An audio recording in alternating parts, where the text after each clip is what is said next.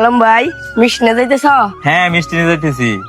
ও, তুমি তো আবার চাকরি পাইছো, সেজন্য মনে হয় সবাইকে মিষ্টি খাওয়াবা। হ্যাঁ ছোট ভাই, আমি একটা চাকরি পাইছি, এই জন্য ওই বাসায় মিষ্টি নিয়ে যাইতেছি। ও আচ্ছা, আলম ভাই তুমি একটা বড় হয়ে গেছো, তোমার বড় ভাই কারণে তুমি আজ এত বড় হইতে পারছো। আচ্ছা ঠিক আছে, তুই একটু পরে আমাদের বাড়িতে আসিস, আসে মিষ্টি খেয়ে যাস, ঠিক আছে?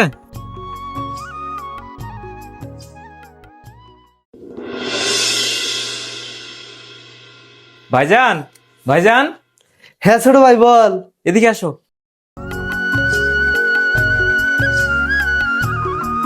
দেখো আমি চাকরি পাইছি, এই জন্য মিষ্টি নিয়ে আসছি। আজকে আশেপাশের বাসার যত লোকজন আছে সবাইকে খাওয়াবো। ও আচ্ছা ভাই, ঠিক আছে, তুই তাহলে ঘরে আয়।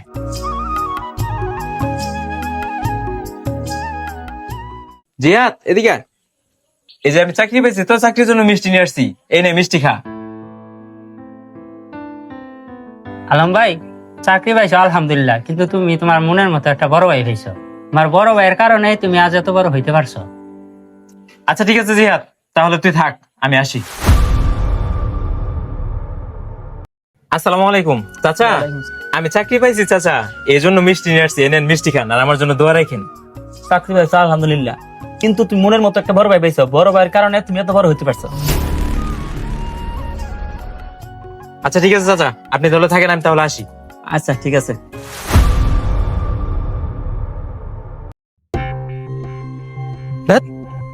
সবাই শুধু বড় ভাই করে, আমার কি এখানে কোনো ক্রেডিট নাই? আমার কি কোনো দাম নাই? আমি কি লেখাপড়া করি নাই? সবাই শুধু বড় ভাই সুনাম করে, এর একটা বিট করতেই হবে, যে করেই হোক আজকে এর একটা শেষ দেখে থাকবো। বড় ভাই, বড় ভাই, একটু বাইরে আসো তো।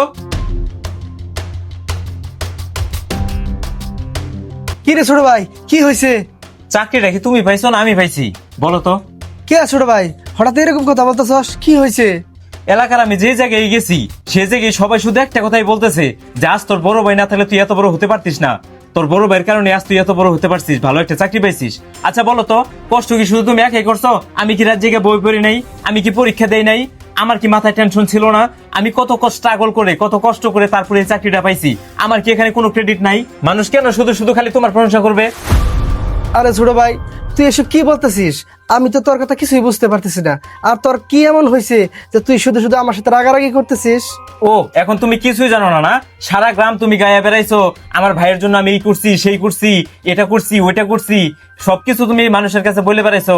আর এখন তুমি ভাজা মাছ টুল থেকে জানো না, বোকা সাজতেছো। হ্যাঁ, বোকা সাজতেছো। আমি কিন্তু বোকা না, আমি খুব চালাক। এই চাকরিটা আমি পাইছি, আর এর সমস্ত কৃতিত্বই আমার। তুমি আমার পিছনে কত টাকা খরচ করেছো বলো? তুমি আজ থেকে হিসাব করে রাখবা, 5 লাখ, 10 লাখ, 20 লাখ, তোমার সমস্ত টাকা আমি দিয়ে দিব। তারপরেও আমার চাকরি, আমার পজিশন, আমার ক্রেডিট, আমার কেরিয়ার একমাত্রই নিতান্তই আমার। অন্য কেউ এসে বলবে তুই তোর ভাইয়ের জন্য অমুক হইছিস, তমুক হইছিস, এগুলো আমি কখনোই মেনে নিতে পারবো না। ভাই, তুই এসব কি বলতেছিস? টাকা ফেরত দিবি মানে? জানিস, আমি যে তোকে মানুষ করেছি, কখনো এটা ভেবে মানুষ করিনি যে তোর কাছ থেকে আমার মূল্য নিতে হবে। তুই যখন ছোট ছিলি, আমি যখন তোকে বই কিনে দিতাম, তোর পড়াশোনার খরচ চালাইতাম, তোর চলাফেরা করার জন্য টাকা দিতাম, আমি কখনো এটা ভাবিনি যে তুই বড় হলে এর মূল্য আমি তোর কাছ থেকে পাই পাই করে নেব। বাইরে তোর কোনো কিছুই আমাকে ফেরত দিতে হবে না। আজকে যে তুই বড় হয়েছিস, অনেক লেখাপড়া করে শিক্ষিত হয়েছিস, মানুষ তোকে সম্মান করে স্যার স্যার বলে ডাকে, এটাই তো আমার কাছে সবচেয়ে বড় পাওনা। এর জন্য তো আমি এত ত্যাগ কষ্ট স্বীকার করেছি। যে ভালোবাসার কোনো দাম হয় না, সে ভালোবাসার কোনো হিসাবও হয় না। আজ আমি বুঝতে পারছি, তোকে টাকা পয়সা দিয়ে শুধু লেখাপড়া শিখাইতে পারছি, কিন্তু ত্যাগের মূল্য শিখাইতে পারিনি। থামো, তোমার এত নাটক আর আমি দেখতে চাই না। আমি যা বলেছি তাই, তুমি তোমার হিসাব সম্পূর্ণ করে রাখবে। আমি যত দ্রুত সম্ভব তোমার হিসাব আমি চুকিয়ে দেবো। বুঝতে পারছো আমার কথা? এখন আমি আসি।